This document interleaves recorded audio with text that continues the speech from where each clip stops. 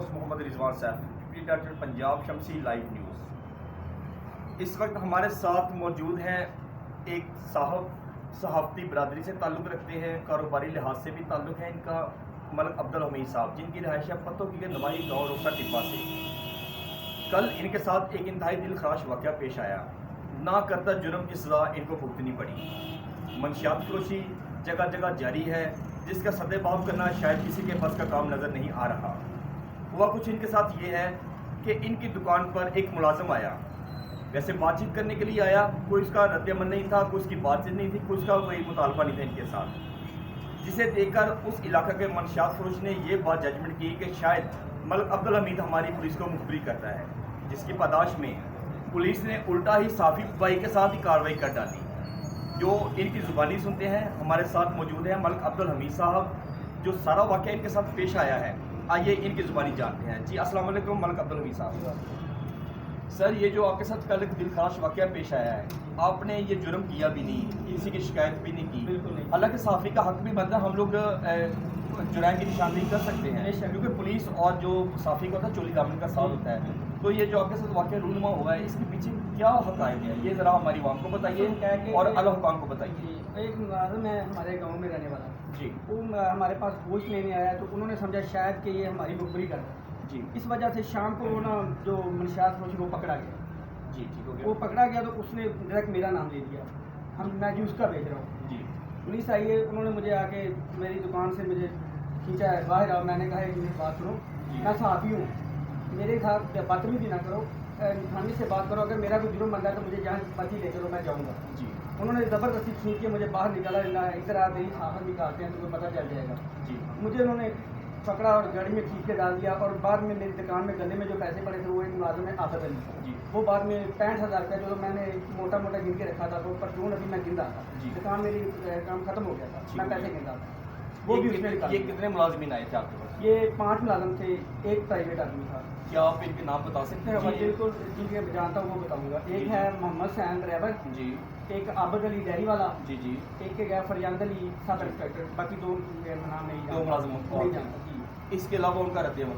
انہوں نے میرے ساتھ بہت بدتمیزی کی اور مجھے چھین کے گاڑی میں ڈال دیا، جی اور تھانے جا کر کاٹ پھاڑ کے اس کو ٹھنڈا مارے گا، آپ کی صحافت مارا کیا کر لے گی۔ جی ٹھیک ہو گیا۔ ٹھیک ہے، اس کے بعد جب انہوں نے کاٹ پھاڑ دیا، مجھے حوالات میں لے گئے اور انہوں نے دوسرے انسان کو مارا بھی ہے۔ جی مجھے سب SHO صاحب آئے ہیں، انہوں نے مجھ سے پوچھا جی کہ آپ کے اس کے ساتھ کیا تعلق ہے۔ میں نے کہا سر میرا موبائل بھی آپ کے پاس ہے، آپ کا ان کا بھی آپ کے پاس ہے، اگر میرا نمبر اس کے موبائل سے ثابت ہو جائے یا ان کا نمبر میرے موبائل سے ثابت ہو جائے جی تو میرا جرم بنتا ہے، ٹھیک ہو گیا۔ ورنہ میرا اس کے ساتھ جب تعلق ہی نہیں تو میں اس کے ساتھ کیسے ملوث ہوں۔ انہوں نے کہا ہو سکتا ہے تم رابطہ نہ کرتے ہو۔ میں نے کہا سر 2 منٹ کسی کے ساتھ دوستی کر لو تو اس کا نمبر لے دین ہو جاتا ہے، بالکل یہ کر رہا ہے کہ میرے ساتھ کاروبار کر رہا ہے، جب جی کاروبار کروں گا تو میرا نمبر اس کے پاس ضرور ہوگا۔ جی ٹھیک ہے، انہوں نے تصدیق کی کر کے مجھے شام کو SHO صاحب نے چھوڑ دیا، جی ٹھیک ہو گیا۔ جہاں نہ میرے پیسے ملے مجھے، جی میرا کارڈ پھاڑ دیا محمد سین ڈرائیور نے، ٹھیک ہو اور گیا۔ گالیاں بھی دی ہیں، پوری صحافت برادری کو گالیاں دی ہیں کہ آپ کی صحافت مارا کیا کر لیں گے۔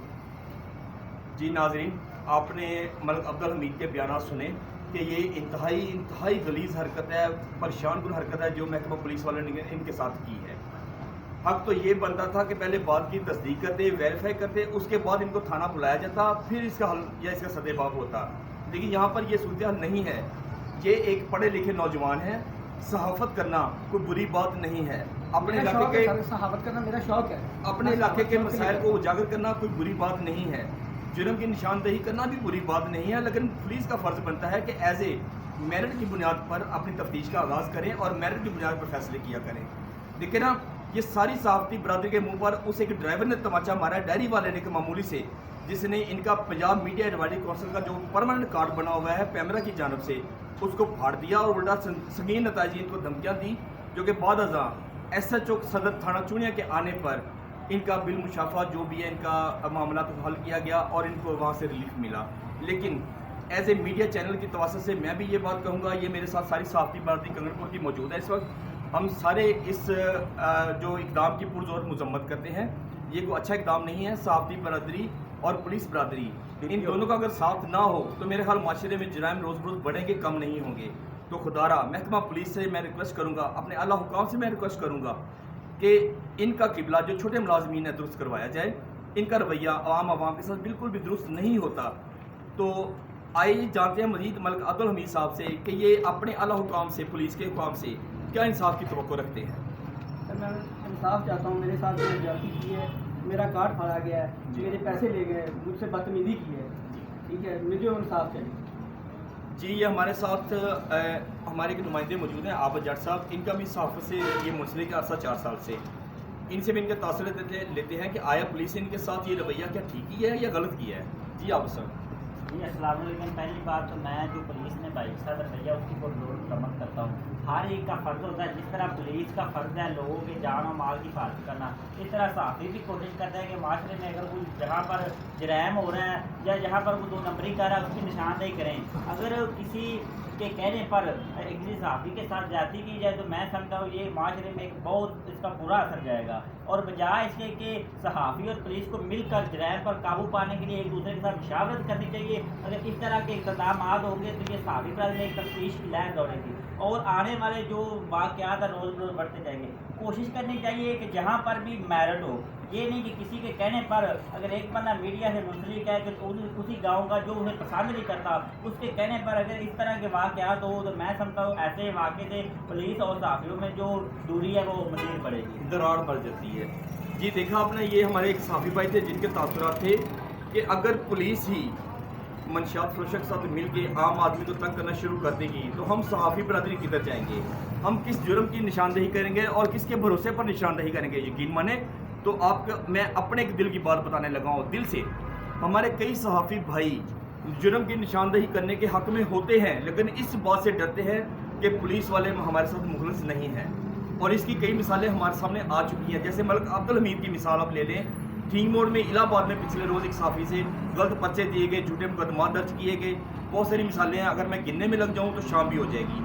तो लिहाजा हमारी तमाम सहाफ़ती बरादरी की आला हुकाम से पुरजोर अपील है और नौ मुंतखब वज़ीर-ए-आला पंजाब मैडम मरियम नवाज शरीफ से मैं पुरजोर मुतालबा करता हूँ कि ऐसे करप्ट पुलिस वालों के खिलाफ सख्त से सख्त कानूनी कार्रवाई अमल में लाई जाए ताकि आइंदा सहाफ़त से हटकर जो आम इंसान हैं जो लिटरली तौर पर अपनी ज़िंदगी गुजार रहे हैं वो भी पुलिस की इस नारवार रवैये से महफूज रह सके। इसी प्रोग्राम के साथ ही अपने मेज़बान मोहम्मद रिजवान साहब को इजाज़त दीजिए, फिर मुलाकात होगी। अल्लाह हाफिज़।